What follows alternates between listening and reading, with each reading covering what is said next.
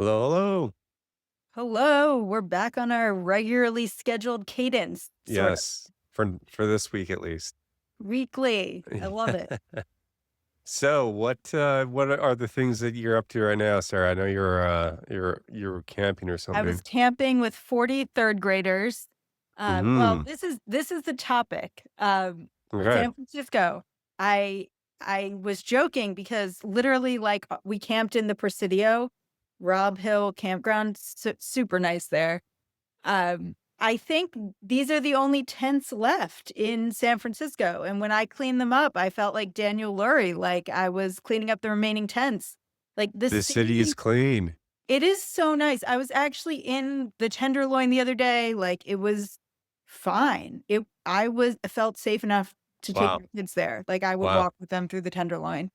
The city it is I'm going there again tonight, Yeah. so I'll tell you what it's like at night, but, like, I think this is a new era, and it makes me wonder, like, why did it take this long to clean up San Francisco, and why is it this easy?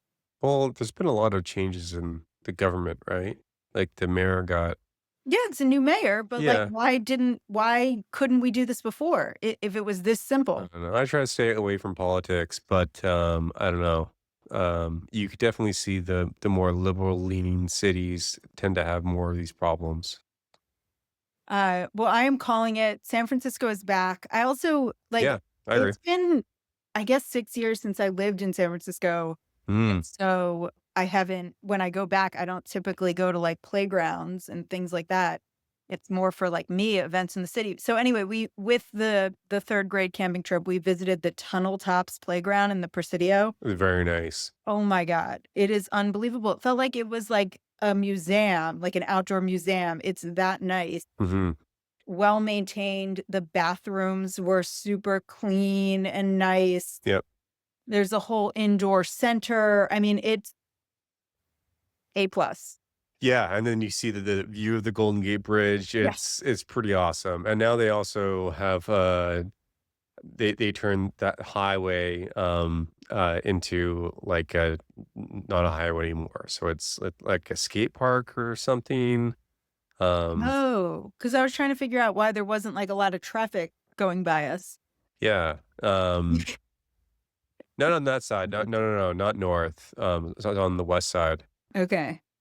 It Um was like it felt like we weren't in San Francisco. It's pretty Which unbelievable. is what San Francisco should be. It should be like that. It's a very beautiful place, and it's right on the water. It's got things all around it. I'm in the East Bay. I get to enjoy all the things that San Francisco should have, but it's always been kind of riddled with crime and everything. So hopefully this is a new era, and people will stop um, kind of shitting on it, Yeah, and then literally and figuratively. I left my car overnight because we were camping Yeah. and it was filled with stuff and, like, didn't get broken into, like, it's just like I was like, "Where am Yeah. I?" It's kinda like what happened in New York. I think these things go in, like, waves. Yeah. So, anyways, yeah, no, it's definitely if anybody hasn't been in the city lately, it's really good, and also, there's a lot of, like, outdoor, sitting and eating and stuff like that, and, like, slow lanes, so patios, even though it's not really a patio kind of city, Yeah, but so it's really nice. nice. Yeah. Yeah, especially the Presidio. Apparently, that area by the tunnel tops has, like, times when there's food trucks Yep. and they There is. do movies in the summer, so I gotta take the kids. We're gonna go back. Yeah. There's just so much. I mean, the Valkyries, professional women's basketball team is coming to San Francisco. I think Yeah. their opening game is, like, in a week or 2. Like, it's just so many reasons to visit San Francisco now. I never thought I would be, the San Francisco promoter, but I am like, wow. Well, it it's got so like, it produces so much wealth, right? Like, I think now isn't, California the 5th largest economy in the world or the 4th? We just surpassed, Japan. So, like and it's all based on the Bay Area. Yeah, it is. And so people are gonna be up in arms. Now there are the people that live there that don't want, like, people building high rises because they'll decrease their property value and all that kind of stuff. You have that, but I think most people can agree on clean streets and all that. So hopefully that's happening. I'd love to see it happen for Oh, Oakland too. wow. California's Oakland's economy is larger than Japan. Fact yeah, check. True. yeah. Oakland's great too. Great. Oakland's on the water is just really it's still super dangerous there. But Um, like great location if you're thinking about weather and all that. yeah, So anyways, yeah, SF is back officially. back. Not only because this AI boom and in person, but also it's getting cleaned up. So go and visit and move there. That's what I did, and I definitely don't regret a second of it. 13 years ago, yes. Yeah. But what's going on in the news? I think one thing personally that I've been getting into over the last couple weeks is using a lot of AI. So I'm putting together a one person go to market team, which is just me. And I'm utilizing all of the AI tools. And so I'm even using AI tools to recommend AI tools. And literally you could not have done this before without these tools. So I use Chat GPT to recommend everything, and that's kind of like my hub. And it'll like write all of the email. I have like inbound marketing and outbound marketing and scripts and like Yeah. I'll record my meetings and then feed back into the system and it's all based on like I uploaded a bunch of books in there based on like just like B2B sales and it's all based on that stuff. But it's really remarkable what you could get done and then like how to set all these tools up. I think I have like 6 different tools and then it'll just go through like put this API key here, put this here. Like before that was what, like 1 or 2 people's like that was like a RevOps job or something like that. And I'm able to do it that as a single go-to-market person. It's really unbelievable how much leverage people have now. And I know Yeah. somebody in our chat brought up like I think it was around marketing. If people really aren't getting like AI, they're and they need to be like what do you do? Do you bring in like the experts on the AI tools and like kind of like force it down their throat? Do Yeah. you hire people that are kind of AI native? Do you replace people that aren't willing to take that jump? I would say you replace people who can't do it on their own. This to me is like going from like writing to like word processing or like letters to emails. Like it's just like it's a must have. Yeah. So we have a mandate this quarter that's like AI first for everything we do. So that may mean it takes us longer because AI is new, but we are going to like try to everything from like a feature we build to like a sales process we work on has to be AI first. Yeah. And like I feel like the engineers have done an incredible job. I mean, we're like weeks into this and they are like jumping all over this. Like we are building and shipping very soon some AI features in the product. Like we Built by AI or AI features? both. I mean, they're AI features. So one that we're that kind of came out of our hack day is when childcare providers upload photos to Winnie. Right now, they go through a queue that's all human reviewed, Yep. and it could take like a day or two to provide them feedback. Mhm. Um, and sometimes we reject their photos because they don't meet our guidelines. And then they write into support and they're like, "Why'd you reject this? I Right. want this weird photo of a kid's face." Now we are going to provide instant feedback, accept and reject photos using AI. It turns out AI is really good at this. It can Right. follow our guidelines. It can provide really good feedback, and it can also provide like qualitative feedback. Like this photo meets our guidelines, but it's not very good, and Right. so like Right. it's not going to help market your daycare. Um, so this is built obviously using the I forget which model I think we're using the Gemini, like, Lightning one, whatever the fast one is. Um, I'm probably calling it the wrong thing. Probably We're u not use Gemini, but maybe I don't know. yes. The wait, I will look this up, which one we're using. Um, and, but also, yes, we are, like, integrating some of these AI tools. Gemini Flash, I called it Got Lightning. it. Gemini 2.0 Flash, not Gemini Lightning. That's gonna be my name for it. Um, but also, yeah, using some of these AI coding tools to make that part go faster. Yeah, Um, Testing different prompts, testing different, models to decide the best mix of like cheapest and I can actually get the job done, right, evaluating them.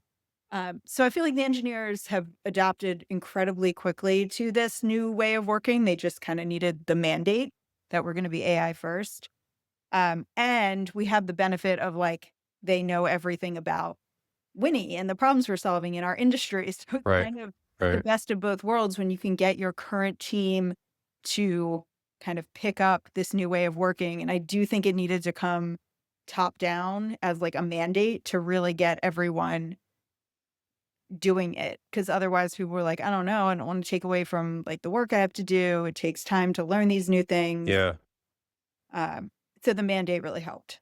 I think that's tough, and I actually think that the company I think we talked about this a little bit last episode, but the companies that are going to not see the most benefits from all the AI tooling are the largest ones because they're used to doing something a certain way and they don't want to relearn how to do something. And I think if you had like a bottom up way, like literally like you're starting to start up from scratch and you only have people that know how to do things one way, you could literally get 10 to 100x leverage out of that one person versus trying to teach somebody else how to actually do this thing.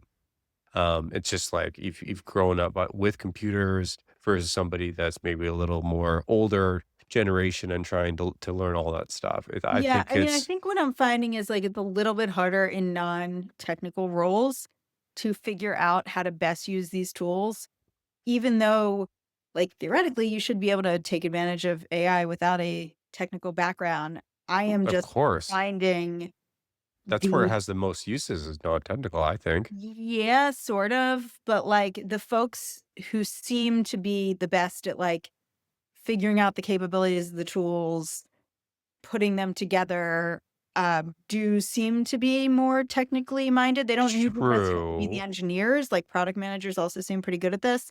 Um, but I'm just noticing that, like, those seem to be the folks that have been picking up on this stuff the fastest. Yeah, I think there's definitely a type of person that's just like curious about like they just want to learn the latest and greatest no matter what it is. And they're Yeah. those are the types of people that you want in your company no matter what, because it could be AI or it could be you're looking to launch some of the new product or something. The curiosity, just like they have to kind of learn this stuff. You want those people to be in your company regardless, if Yeah, it's and, AI or like, not. people that, maybe are really good at working with customers, those people tend to be more relationship driven, and so the way they go about solving all problems is like, well, what's the, like how do we solve the people aspect of it? Yeah, And I feel like that doesn't necessarily lend itself as quickly to like, well, how do we pipe this through all the AI tools? Like my mind, the like I'm antisocial person is like, well, how do I get a tool to solve it? Like I love that. That's why I'm gravitating to AI so much. But I feel like there's some people that are really good at like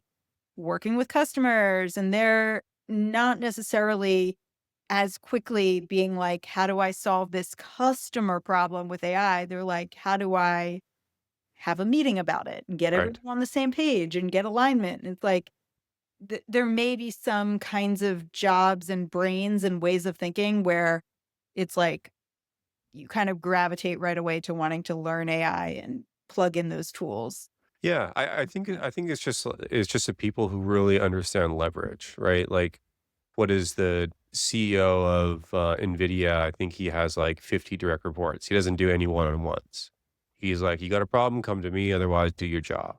So like he realizes like how much leverage he actually has and all the stuff that doesn't really matter. Like the Yeah. touchy-feely stuff, the 30-minute call every single week to check up on people is not probably the best use of your time. Also, a lot of like high-end execs, like they literally just make decisions and talk through email because it's asynchronous.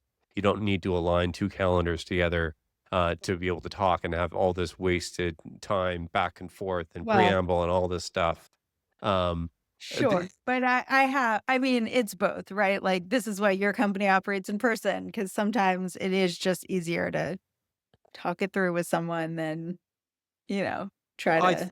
For me, the in-person piece is more about the brainstorming. I think there's something in person that just just naturally happens that will kickstart things that you wouldn't have if you had a transactional relationship with Right, somebody. which is what email feels very transactional. So, It yeah, is. sometimes it's faster to just, like, email or Slack my team, like, "Do this for me," or a customer, but, like, other times it is, like, better to Yeah. get on the phone and just talk it through, and even though it's takes longer. But, yes, I agree that, like, uh, AI gives you a lot of leverage. If you're in a position where you're used to trying to figure out how to get leverage and optimize and make things better, like, you may be more naturally drawn to AI than if you're in a position that's about aligning the people and the humans Yeah. involved. Um, and there's room for both, but I am just noticing that, like, the more engineering your brain is, the more you might take to kind of learning AI. Well, what we've always been going towards is just more levels of abstraction. So eventually it'll be just like the creative people that are able to like tell, like literally think of a prompt that you want to create a company around and whatever. Like that's eventually what is going to happen. But that is way out there. Um, but we're getting closer and closer to that. So like now, as like a non-technical person, like you can create a prototype of an actual working app Yeah. from a lot of these tools that you can just type in prompts. You don't need to know how to code. It's better if you do, and you have definitely have a step up if you do. But if you don't, you can't. You can, and that hasn't been possible before. And I think it's just going to get better and better and better and better.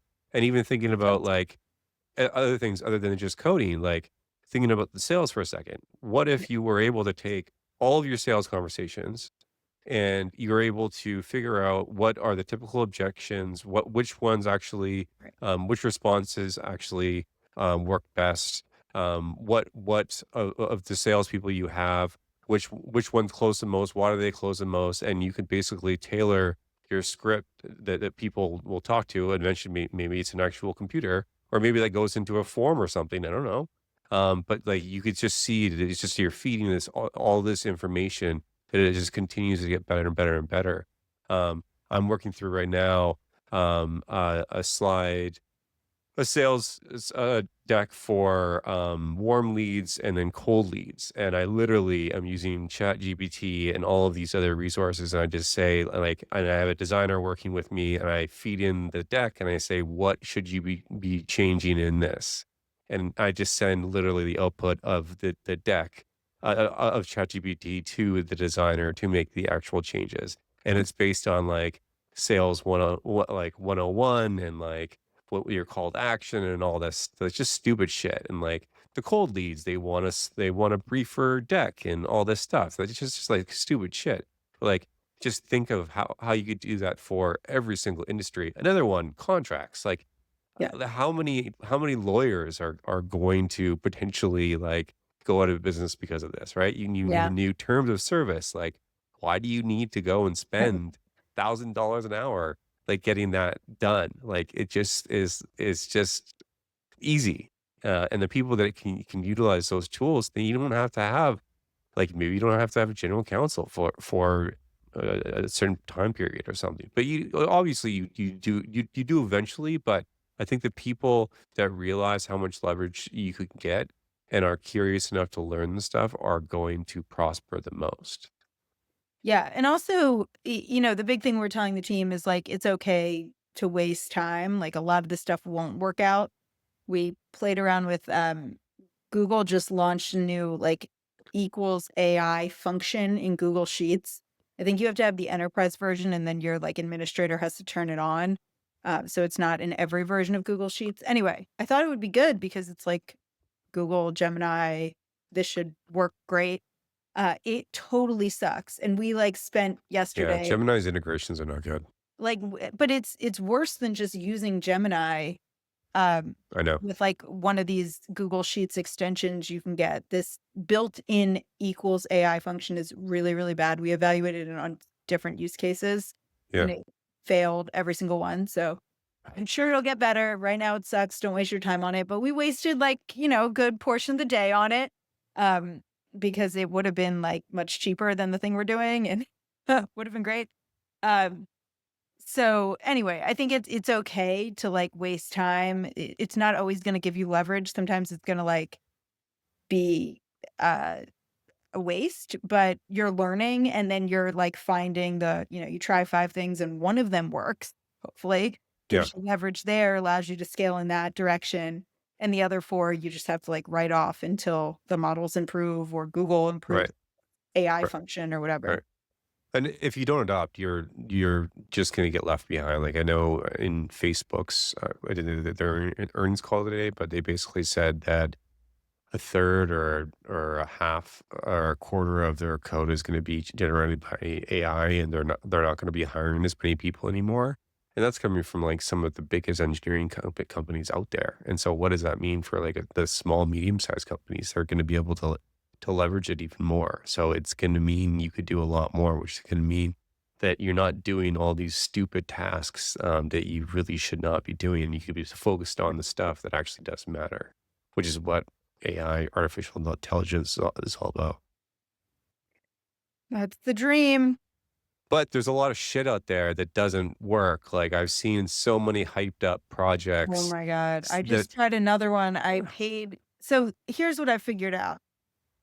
Like any AI tool that asks you to pay before you can even try it, yeah, it's like 99% chance of being a scam. right, The good ones, like, let you have some sort of trial because they right, hook you, and then, of course, you're gonna pay to upgrade and have more usage, but, like, if it doesn't even let you try it at all, yeah, it's it's a scam. yeah, I've fallen yeah, for a few of these now, and it's like it's always like an investor that is like, "Oh, I heard this tool is really great."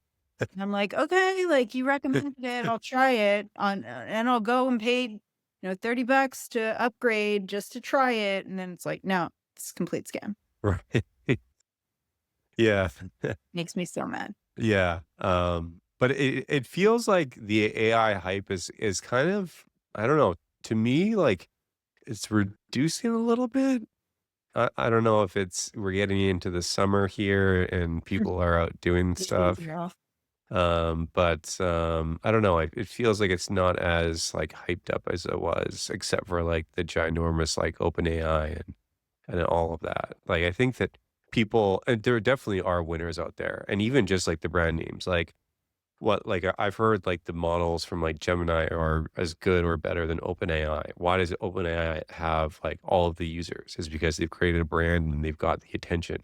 Like their single purpose is just to provide you like chat prompt. Well, I know they do a lot of things, but people think of them as just like chat prompts, and then that's what your mind goes to. The same thing with Google. I'm sure there was very comparable search engines to Google that use the same page rank algorithm that they did, but they were able to get in the hearts and minds of people when they were looking to actually do things, and that's a really important thing. And then there's just gonna be a lot of companies that just kind of they may be good and they may just not get traction. I think Gemini is gonna go that way. I think that it being within Google and Google having so many features and everything, it's just like you don't think of Google to do that. Well, I mean, Google's gotta figure out at some point, like, what they want to do with search. Like, right now, they show an AI answer for more and more searches. So, at some point, like, I mean, that's the real estate they're gonna leverage, and it's either gonna be more like ChatGPT or the Or maybe you just pay a service $20 a month and you get unlimited searches and there's no advertising anymore. yeah. I mean, Which is what I do for like YouTube Premium. I pay like what, $12 a month. I don't have any ads. I get all the content for free. yeah, Who knows? I don't know. If one thing history tells us is that all of these companies get disrupted by something. right. There has never been one company that's not lasted forever. So we'll see. Yeah, it'll be very interesting to see what Google does. I think it'll be telling, and I mean, they're obviously at the forefront of this, so they're not gonna just, like, let this wave pass them by to figure out how to. They're definitely gonna try, but there's lots of companies that have tried to hit the waves, right? Like, think of, like, when we were, kinda growing up in our career, like, the IBMs of the world. They were the leading, computing companies, and then they tried a bunch of stuff that other companies just, like, dominated at, and so, like, it's inevitable that Google is gonna be displaced eventually. It's just what time frame. Same thing with Facebook, same thing and everything. Yeah. I mean, hopefully, like, you figure out how to displace yourself. Like, Facebook kinda got displaced by Instagram, which is also them. And so, like, Yeah. you know, Google has all these other assets as well, including Gemini and, hopefully they figure out how to displace themselves before they're displaced. Yeah. That's the goal. I think the overall, like, for our audience, I think it's, like, never a better time to build a startup because you have so much leverage. Like, you don't have to compete as much on, like, the head count of people, that you have versus a large incumbent. You can think of something very if you have some sort of unique insight of a market or a customer problem or something, like, you could solve it, Yeah. with technology in a very, like, low capital, low risk way, and The when other you get that, you day could scale it. I had an intro call with Yeah, someone who's yeah, looking to start a company in the parenting space. And he was like, I want you in the next hour to like go through, all these different ideas I have in parenting and like tell me why they won't work. And like the companies that have tried it. He's like, I know you know all of this. So I'm just going to like pick your brain and like get all this so I don't spend a bunch of time on the wrong thing. And I was like, yeah. look, you booked this call, you paid for this. I will do what you say. It Uh, sounds like my nightmare. but, like, I wanna caution you that, like, just because other people have failed in this, that doesn't mean you shouldn't do it, and, like, I'm gonna tell you all the reasons they failed and, like, why that market sucks, but, like, you could be the one that succeeds, and there's now more reason than ever that it is the right time. Like, a lot Mhm. of these things that weren't scalable before, especially in the parenting space, are now finally possible thanks to AI. So, like, just because it didn't work doesn't mean you shouldn't do it now. Uh, Well, yeah, one of the worst things for a startup is, like, you get the timing wrong. Like, right, there's so many startups that have the right idea, but, like, the infrastructure wasn't there, right? It's like you wanted to build Uber, but there was no mobile phones. Like, what the fuck would you do? Like, you right, just need to wait until the time to have like a venture like type outcome. Timing has to be there, or else you right, could have the best product, and you could solve it for like a very small percentage of people, and they could love it, but it may just not be a big enough opportunity, or the adoption rate is not going to be big enough, or right. whatever. So like timing, and that's also why I found that, this is the same thing that goes with investors as well. My investors now, I think half of them are investors that have invested in me previously, but that's just because of me, not because of my background. And that the other half are people that do not know anything about the industry that I'm going into. The investors that I pitch that are like, "Oh, these are the experts in, like, logistics, warehousing, all of Oh, this." yeah. They're like, "These are all the reasons that this won't Oh, work," yeah. and I all found that too. that. I actually had more success early on pitching Winnie to non-parents Yeah. and men, which is now we have more women investors and, like, that's changed, but in the beginning, because, like, the non-parents, like, came with a more open mind Yeah. and also hadn't, like, tried a million of these tools that sucked or failed, and, like, we're just more evaluating it on first principles, and then also for, like, me as a founder versus, like, the idea. Uh, Right. so people are always like, "Oh, I have just the person to talk to." Like, "She actually has 3 kids, ages 0 to 5, Right. a childcare business," and I was like, "No, that's actually, like, the wrong person." Yes, yeah. She's gonna It's tell kind me of all the amazing. ways, Yeah.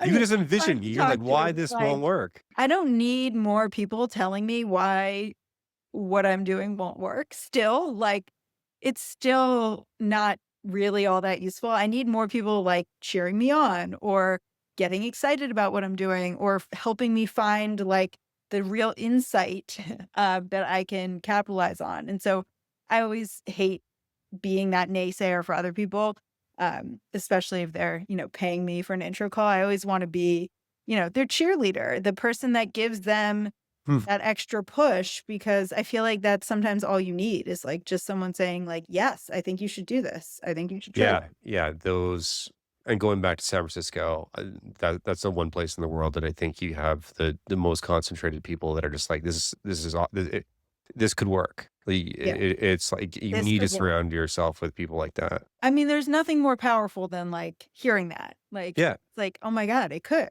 Like, Well, and also, and make it happen. like, when as you get older, like, all of a sudden, like, I know billionaires, like, it's possible. Like, I grew up in a small suburb in Canada, like, I came from nothing, and now I know billionaires, like, that in itself is, like, kinda crazy, Yeah. and it really shows you that if you put enough hard work in, that you can really make things, work.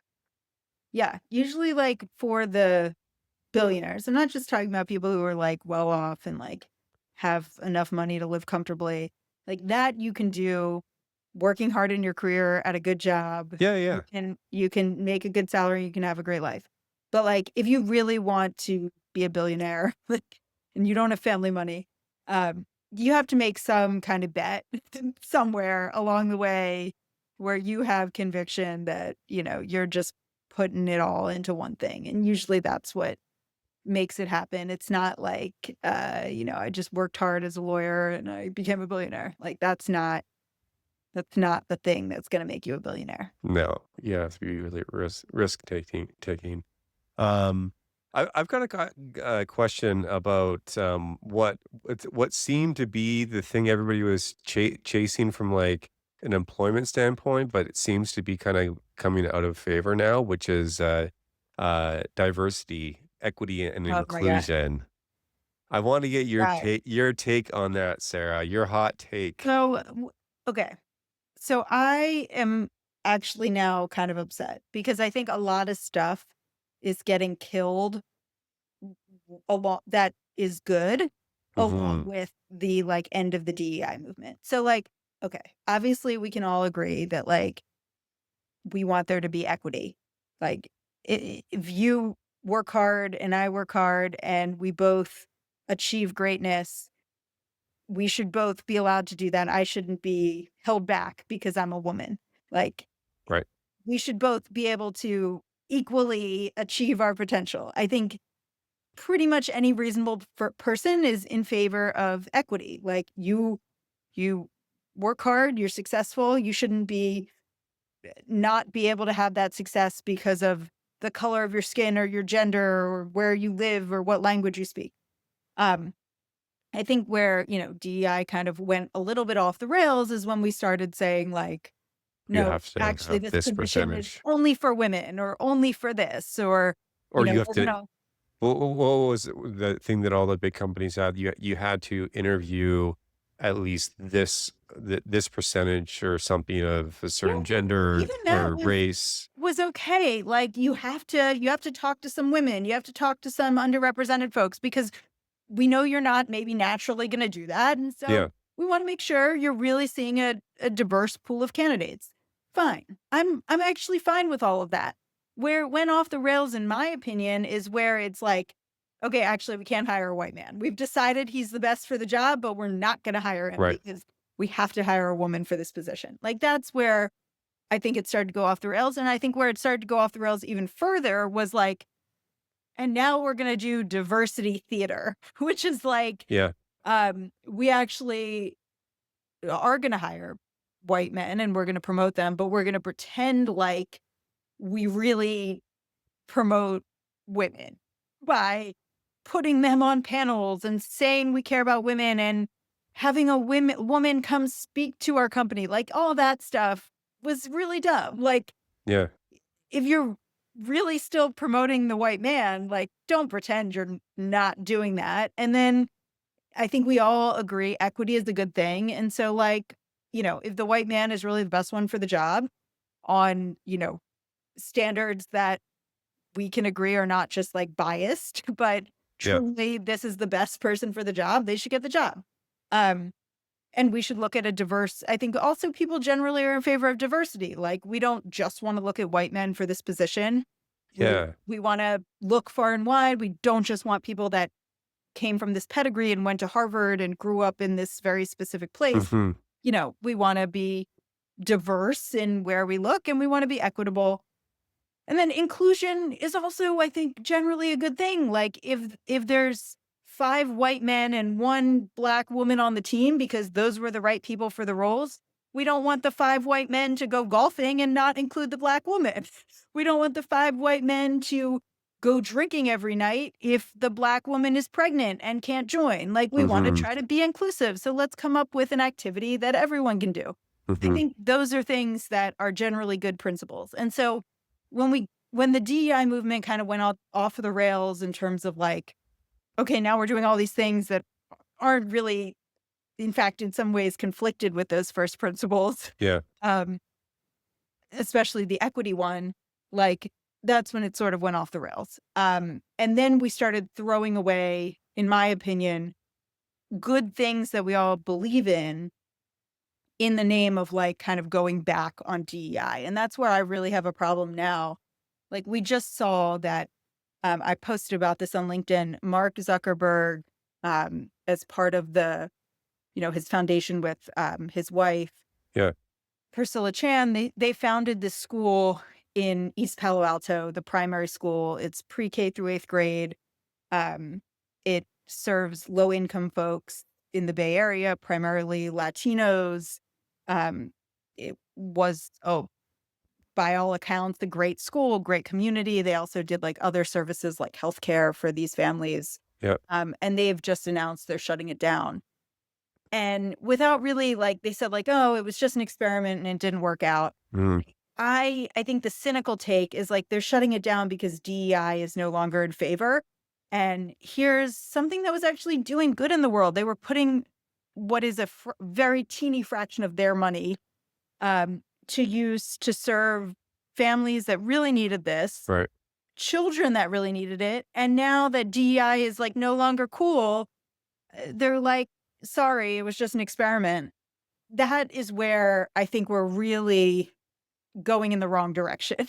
Like, yeah, we need to be equitable, we need to be fair, but we can't just throw out the baby with the bathwater here and kill Yeah. everything that was helpful and good in the world because DEI is no longer cool.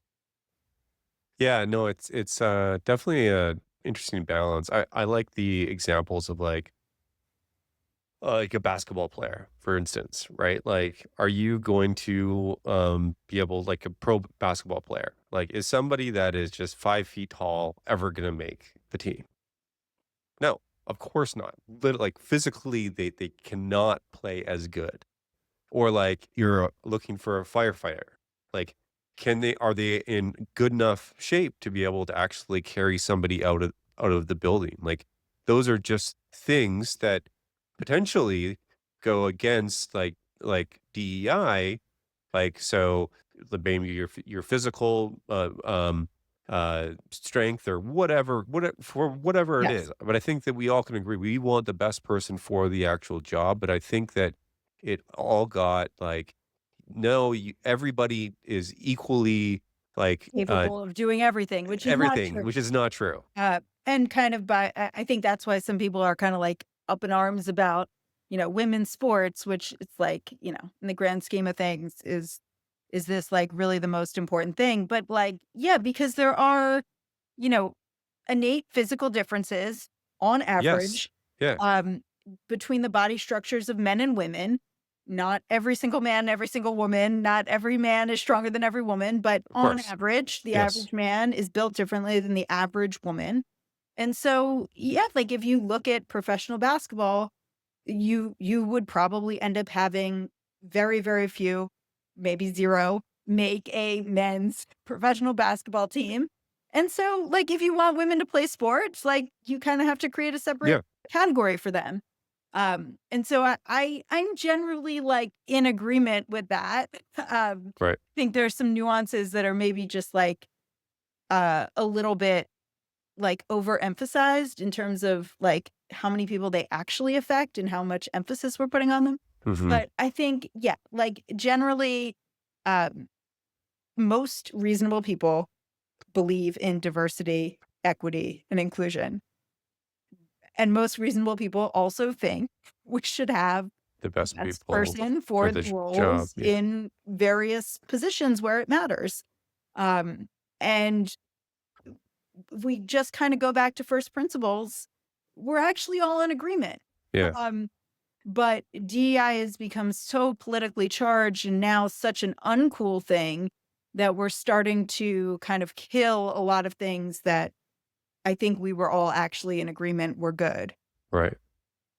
Yeah, no, it's kind of wild that it's the pendulums has swung so far because I remember, like, DEI, like, he had, like, diversity hiring committees and, like, all of this stuff, and, like, all of that has gone away, Mhm. and now it's really, like it's like if you're hiring for companies, it's like for big companies, it's usually based on like where you went to school or what other companies you worked for, or whatever, all things like that, which is also not the best way to do things as well. But also to be fair, you by doing that, you may short circuit a lot of things, right? Like if I went to Stanford and I graduated with a certain GPA, like that I had to be at a certain level versus some other person that could Right. be equally as capable, but you don't know how to actually evaluate them. Yeah. And that's why companies were doing it. They weren't necessarily doing it because they were like, no, we don't think people that went to other schools can do the job. They were like, look, there's millions of people applying to work at Google. We need some way to kind of shortcut that. Yes. But then it became okay, if you don't go to these top 5 schools, you can't get a job at Google. And that's where I think, we did start to do the right thing by introducing some more diversity into the pool of candidates, into the hiring processes. I mean, there were initiatives around, not showing someone's name or face when you're evaluating a resume.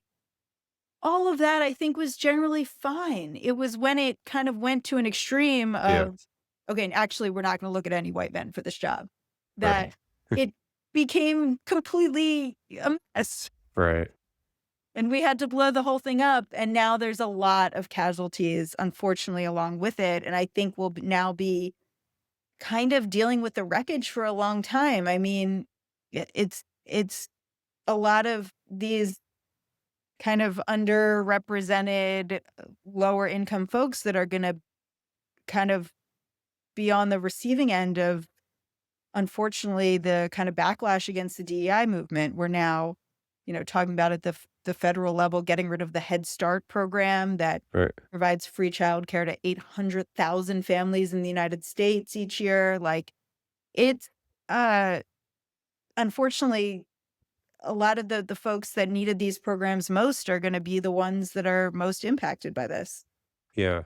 But I think that if you were at least born in um one of the good countries and you came from something, like, you still do have as long as you didn't have any physical, impairments or mental disabilities or something like that, you still do it mostly is up to you. You just have, a harder time to get whatever you want. Like, you need to outwork everybody else. Like, You mean usually like in that terms does of work. entering the United States or what?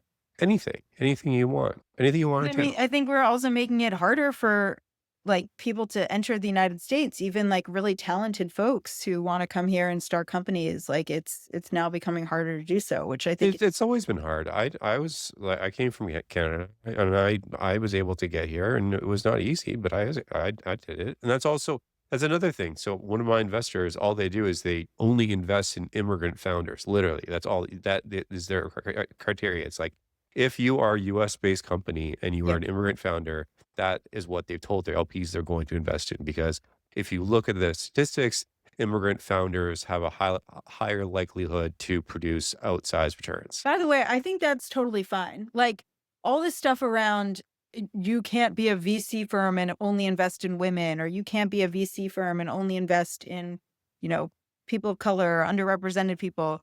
Like, if you're a private VC firm, you should be able to invest in whoever the hell you want. And Yeah. like you can have whatever mandate that you want. Right now there's like even some court cases around that. And I think that's ridiculous. Like you should be able to do I don't feel like that's discrimination. I feel like that can be your mandate. Every VC firm has a mandate, and Right. your mandate could be to invest in just founders from other countries. Well, and That's also fine. it could be a marketing thing as well, right? If you want to just invest in women or you just want to invest in immigrants or whatever, it's like you're going to attract those types of people. And then it's just like a Yeah. marketing And technique. now, like, VC firms are actually like kind of walking that back too, especially if they were before saying they were only investing in women, only investing in Oh, underrepresented. they are walking that back. Yeah, because there's too much legal risk now. There's Wow. there's like open cases. Um, And so, even the ones that were only investing in women, they're now saying like, "We support women founders, but we invest in anyone." Wow. Um, Yeah, I didn't hear that. yeah, it's, it's quite there's a few, like, prominent cases right now that are getting kinda played out. Right. So I think you will start to see even the ones that were like, "We only are immigrant," now they may say, like, "We're immigrant focused," but they won't Got it. say anymore that they only invest in immigrant founders. Got it. Interesting. Yeah, it's kind of crazy how it swung. But Yeah. yeah, Yeah, it's a new world. We gotta just get through. And also I think like it does look, our voices matter. And so like look, you can be not okay with like what where the DEI movement went when it went to, we're only gonna promote women. Um, and you could say that wasn't right. Like right, we should promote white men too. But now you can call bullshit on like that they're defunding, low income schools in the Bay Area, and we can say, "Actually, right, that's not right either." So I think it's you don't have to take a side, you don't have to be, like, aligned with a political party or pro right, DEI or against DEI. I think it's okay to say, like, "Look, here are the first principles. This is not, like, really anyone's first principle to defund schools for low income families. right, We should kind of be a little bit outraged about this." right, right. All times. All right, you want to end it on that? Yes, ended All on that. right. See you, everybody. Thanks for listening. See you, Sarah. See you next week.